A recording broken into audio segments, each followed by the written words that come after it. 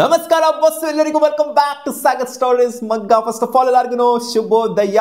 ಈ season IPL action ಅಲ್ಲಿ ಯಾರು ಮಿಂಚ್ತಾರೋ ಬಿಡ್ತಾರೋ ಗೊತ್ತಿಲ್ಲ. ಲೋಕಲ್ ಡೊಮ್ಯಾಸ್ಟಿಕ್ ಪ್ಲೇಯರ್ ಆಗ್ಬಿಟ್ಟು ಈ ಒಬ್ಬ ಪ್ಲೇಯರ್ ಅಂತೂ ಮಿಂಚ್ತಾರೆ ಅಂತ ನಾನು ಪರ್ಸನಲಿ ಅನ್ಕೊಂಡಿದ್ದೀನಿ.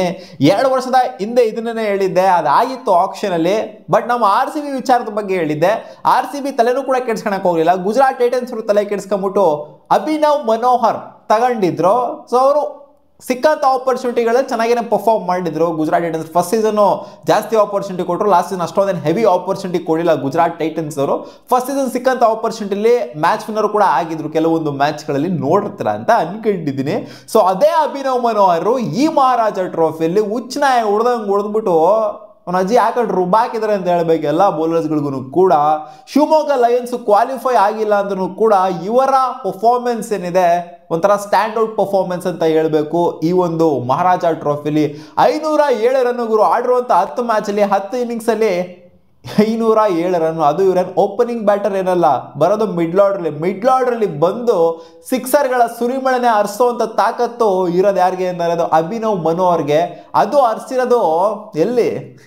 ಚಿನ್ನಸ್ವಾಮಿ ಸ್ಟೇಡಿಯಂ ಅಲ್ಲಿ ಗುರು. ನಮ್ಮ RCBಗೆ ತಲೆ ಇದೆಯಾ ಇಲ್ವಾ ಅದೇನು ಕೂಡ ಗೊತ್ತಾಗೋದಿಲ್ಲ ಗುರು. ಯಾಕೆಂದ್ರೆ ಚಿನ್ನಸ್ವಾಮಿ ಸ್ಟೇಡಿಯಂ ಅಲ್ಲೇ ಮೆಜಾರಿಟಿ ಆಫ್ ದ ಮ್ಯಾಚಸ್ ನ RCB ಆಡೋದು. ಚಿನ್ನಸ್ವಾಮಿ ಸ್ಟೇಡಿಯಂ ಅಲ್ಲಿ ಕೇಪಬಿಲಿಟಿ ಯಾರಿರುತ್ತೆ ಅನ್ನೋ ಪ್ಲೇಯರ್ಸ್ಗಳನ್ನ RCB ಪಿಕ್ ಮಾಡಬೇಕೇ ಹೊರತು ಅದು ಬೌಲಿಂಗ್ ಅಲ್ಲಿ ಆಗಿರ್ಲಿ ಬ್ಯಾಟಿಂಗ್ ಅಲ್ಲಿ ಆಗಿರ್ಲಿ ಸ್ಟೇಡಿಯಂ ಅರ್ಥಕೊಂಡು ಚೆನ್ನಾಗಿ ಆಡುವಂತ ಅಬಿಲಿಟಿ ಇರುವಂತ ಪ್ಲೇಯರ್ಸ್ಗಳನ್ನ ಹುಡುಕ್ಬೇಕೇ ಹೊರತು RCB ಯಾರ್ಯಾರನೋ ಕರ್ಕೊಂಡ್ಬರ್ತಾರೆ, ಅವ್ರಲ್ಲಿ ಬಂದ್ಬಿಟ್ಟು ತಗಲಾಕೊಂಡ್ಬಿಡ್ತಾರೆ.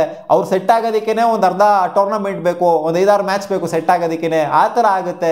ಇಲ್ಲಿ ಸೆಟ್ ಆಗಿರೋಂಥ ಅಭಿನವ್ ಮನೋಹರ್ ಕಡೆ RCB ತಲೆನೂ ಕೂಡ ಹಾಕ್ಲಿಲ್ಲ.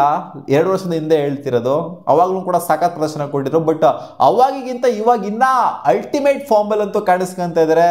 507 run with highest of 84 not out. ಇವರ ಸ್ಟ್ರೈಕ್ ರೇಟ್ ಬಂದ್ಬಿಟ್ಟು 196, ಆಲ್ಮೋಸ್ಟ್ 200 ಕ್ಲಾಕ್ ಮಾಡ್ತಾರೆ ಇವರ ಸ್ಟ್ರೈಕ್ ರೇಟ್ ಅಲ್ಲಿ. ಆಡಿರುವಂತ 10 ಮ್ಯಾಚ್ ಅಲ್ಲಿ ಬಂದಿರೋದು 650+ ಸ್ಕೋರು ಎಲ್ಲ ಬಂದಿರೋದು ಚಿನ್ನಸ್ವಾಮಿ ಸ್ಟೇಡಿಯಂ ಅಲ್ಲೇನೆ.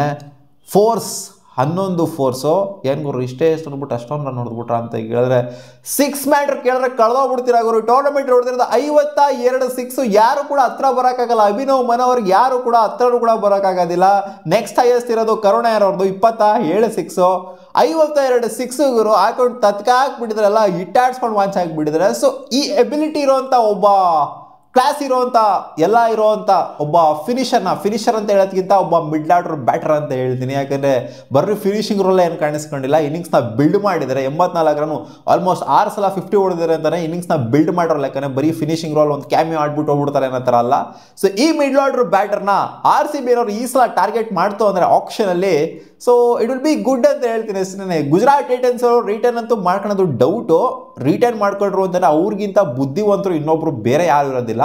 ರಿಟರ್ನ್ ಮಾಡ್ಕೊಂಡ್ರು ಅಂತ ಅಂದರೆ, ಬಟ್ ಹೋಪ್ಫುಲಿ ಈಚೆಗಡೆ ಬಿಡ್ತಾರೆ ಅಂತ ಅನ್ಕೊಂಡಿದ್ದೀನಿ. 4 ನಂಬರ್ ಆಫ್ ರಿಟೆನ್ಷನ್, ಅದೇ ಇವಾಗ ರೂಲ್ಗಳೆಲ್ಲ ಬರ್ತಾ ಇದೆಯಲ್ಲ, ಸ್ವಲ್ಪ ರ್ಯೂಮರ್ ಸ್ಪ್ರೆಡ್ ಆಗ್ತಿದೆ 4 ರಿಟೆನ್ಷನ್ ಇರಬಹುದು ಅಂತ. ಇನ್ ಕೇಸ್ 4 ರಿಟೆನ್ಷನ್ ಇತ್ತು ಅಂತಂದರೆ ಇವ್ರು 4 ರಿಟೆನ್ಷನ್ ಯಾರು ರಿಟರ್ನ್ ಮಾಡ್ಕೊಂಡ್ಬಿಟ್ರು ಇವ್ರನ್ನ ಅಂತಂದರೆ, ಸೊ ಅವ್ರಿಗಿಂತ ಬುದ್ಧಿವಂತರು ಇನ್ನೊಬ್ರು ಇರೋದಿಲ್ಲ. ಇನ್ ಕೇಸ್ ಏನಾದ್ರು ಆಪ್ಷನ್ಗೆ ಬಿಟ್ಟರು ಅಂತಾನೆ ಅವ್ರ ಹತ್ರ RTM ಕಾರ್ಡ್ ಕೂಡ ಇರುತ್ತೆ.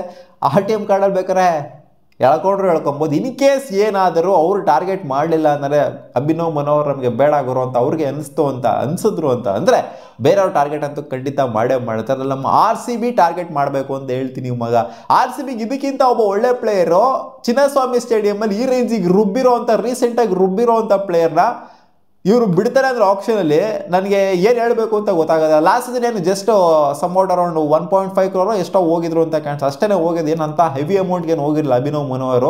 ಸೊ ಈ ಸೀಸನ್ ನನ್ನ ಪ್ರಕಾರ ಆ್ಯಕ್ಚುಲಿ ಡಿಮ್ಯಾಂಡ್ ಇರುತ್ತೆ ಅಭಿನವ್ ಮನೋಹರ್ಗೆ. ಯಾಕಂದರೆ IPL ಎಕ್ಸ್ಪೀರಿಯನ್ಸ್ ಇದೆ, ಜೊತೆಗೆ ಈ ಕಡೆ ಡೊಮ್ಯಾಸ್ಟಿಕಲ್ಲೂ ಕೂಡ ಸರಿಯಾಗಿ ರುಬ್ಬಿರೋದ್ರಿಂದ ನನ್ನ ಪ್ರಕಾರ ಕಮ್ಮಿ ಅಂದ್ರೂ 5 ಕೋಟಿ ಮೇಲಂತೂ ಪಕ್ಕ ಹೋಗ್ತಾರೆ ಅಂತ ಹೋಪ್ಫುಲಿ ಅನ್ಕೊಂಡಿದ್ದೀನಿ. RCB ಅವ್ರನ್ನ ಟಾರ್ಗೆಟ್ ಮಾಡ್ತು ಅಂದರೆ ಸಾಕತ್ತಾಗಿರುತ್ತೆ. ಯಾಕೆಂದರೆ ಅವರು ಆಡಿರೋದು ಎಲ್ಲ ಗೇಮು ಕೂಡ ಈ ಥರ ಪ್ರದರ್ಶನ ಕೊಟ್ಟಿರೋದೆಲ್ಲ ಚಿನ್ನಸ್ವಾಮಿ ಸ್ಟೇಡಿಯಮಲ್ಲೇ. ಹೋಪ್ಫುಲಿ 2 ವರ್ಷದ ಹಿಂದೆ ನಾನು ಏನು ಹೇಳಿದ್ದೆ ಅದನ್ನು ಈ ಸೀಸನು RCB ಮಾಡ್ತಾರೆ ಅಂತ ಅನ್ಕೊಂಡಿದ್ದೀನಿ. ಇನ್ ಕೇಸ್ ಏನಾದ್ರು ಇವರು ಆಪ್ಷನ್ಗೆ ಬಂದರು ಅಂತ ಅಂದರೆ, ಒಂದು ವೇಳೆ ಏನಾದ್ರು ಆಪ್ಷನ್ಗೆ ಬಂದು ಇವರಿಗೆ ಎಟ್ಗೋಂಥ ದರದಲ್ಲಿ ಇದ್ರೂ ಕೂಡ RCB ಏನಾದ್ರು ಟಾರ್ಗೆಟ್ ಮಾಡಿಲ್ಲ ಅಂತಂದರೆ RCBಗಿಂತ ಮುಟ್ಟಾಡ್ರು ಇನ್ನೊಬ್ರು ಯಾರೂ ಇರೋದಿಲ್ಲ. ಸಿಗೋಣ ಮುಂದಿನ ವಿಡಿಯೋದಲ್ಲಿ. ಗಾಯ್ಸ್ ನಿಮಗೆ ಏನನ್ಸಿದೆ? ಅಭಿನವ್ ಮನೋಹರ್ನ RCB ಪಿಕ್ ಮಾಡಬೇಕು ಅಂತ ಹೇಳ್ತೀರಾ ಅಥವಾ ಬೇಡ ಹುಡುಗರು ಬೇರೆ ಪ್ಲೇಯರ್ ಇದ್ದಾರೆ ಬೇಜಾನ್ ಜನ ಮಿಡ್ಲ್ ಆರ್ಡರ್ಲೇ ನಮಗೆ ಬೇಜಾನ್ ಸಿಗ್ತಾರೆ ಅಂತ ಹೇಳ್ತೀರಾ? ಕಾಮೆಂಟಲ್ಲಿ ಹಾಕಿ. ಸಿಗೋಣ. ಬಾ.